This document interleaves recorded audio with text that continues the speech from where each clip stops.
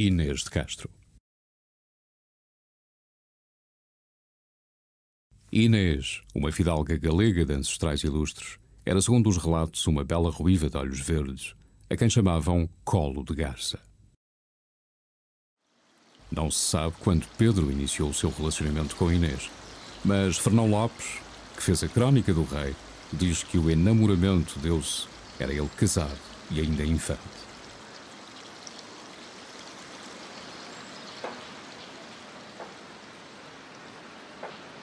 O episódio poderia passar por mais uma história vulgar na época de relacionamento entre um futuro rei e uma dama da corte, com o consequente resultado de mais uns tantos bastardos reais. Assim não aconteceu. O encontro de Pedro e Inês transformou-se numa bela e duradoura história de amor com retoques dados posteriormente pelo lirismo de Camões e pelo romantismo do século XIX.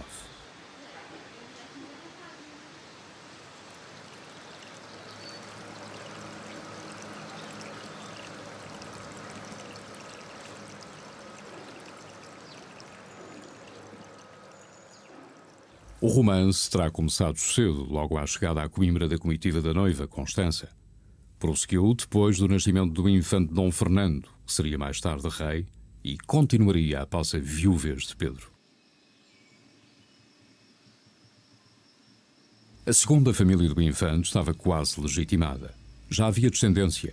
Inês passeava-se nos passos que outrora haviam pertencido à Rainha Santa à beira do Mondego, e havia a suspeita de que casara secretamente com Pedro. Mais tarde, até talvez pudesse ser Rainha de Portugal.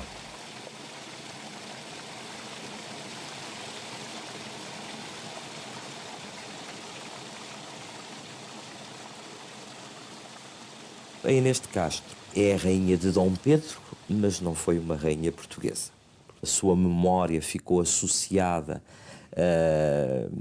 de um ponto de vista simbólico, aos conflitos que há entre a escolha individual e a escolha política, e aparece, portanto, como uma mártir das políticas matrimoniais da época. Não foi propriamente uma rainha, mas também ela está associada à procriação, portanto, ao contrário do que sucedeu com a mulher propriamente dita de Dom Pedro, que não foi muito fecunda em termos de produtividade. Inês de Castro foi uma mãe que deu vários filhos a Dom Pedro. A figura de rainha é uma figura que, ou a consideração de Inês como rainha, é uma figura que vem mais tarde, sobretudo a partir do século XVI e a partir nomeadamente Camões e dos Lusíadas, mas na altura não era uma rainha, portanto era uma vítima, se quisermos. As razões do coração e as razões de Estado raramente coincidem. O rei Dom Afonso IV tenta acabar com aquela união que pouco interessava à coroa e que, pelo contrário, poderia trazer consequências danosas. Manda desterrar Inês para o castelo de Albuquerque, situado na Extremadura, a poucas léguas de Estremoz.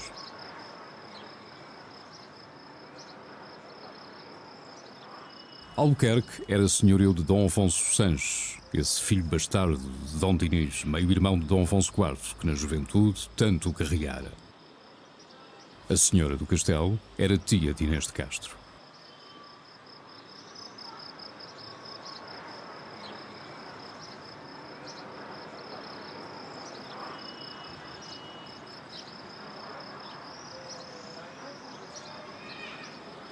O castelo, dada a sua posição estratégica entre Castela e Portugal, foi alvo de muitos assédios ao longo da história. Mas não foi um alvo inexpugnável para Pedro, que não demorou muito a ir resgatar a sua dama. O episódio é pouco claro e mal documentado, mas corre como verdadeiro nos dois lados da fronteira.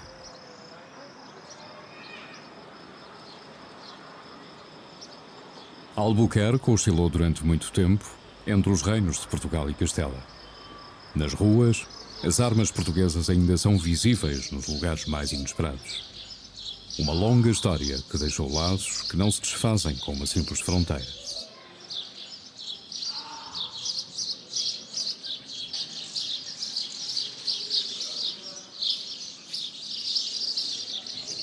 Hoje, Albuquerque é principalmente um lugar de história, com ruas medievais e uma importante judiaria abandonada.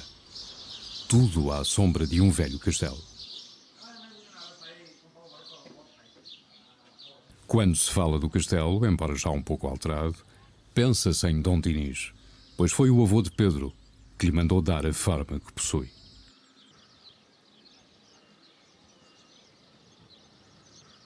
Os amores de Pedro e Inês também ficaram inexoravelmente ligados a estas muralhas.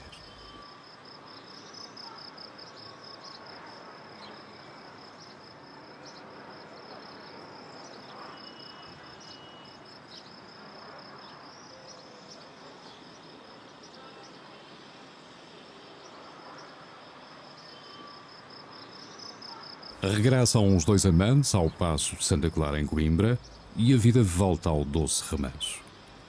Até que Dom Afonso IV toma novas medidas. A piorar tudo, os irmãos de Inês, sempre conspirativos, tornam-se um perigo real. Inês, mais que um estorvo, é uma ameaça. O rei aconselha-se com Diogo Lopes Pacheco, chama Álvaro Gonçalves e Pedro Coelho. Irão os três cumprir a ordem del rei. Inês morrerá. Por isso Pedro far-lhes-á uma perseguição feroz. Nas matas frescas à beira-Mondego, Inês recebeu a sentença e Pedro não conseguiu chegar a tempo de evitar que o sangue escorresse. O sangue da amada mãe de seus filhos, rainha do seu coração. Foi nesse momento que começou a imortalidade de Inês. Na Quinta das Lágrimas, onde a voz do povo situou o paraíso dos encontros dos dois amantes, a fonte dos amores terá jorrado água vermelha como sangue. Na sequência da morte, os factos precipitam-se.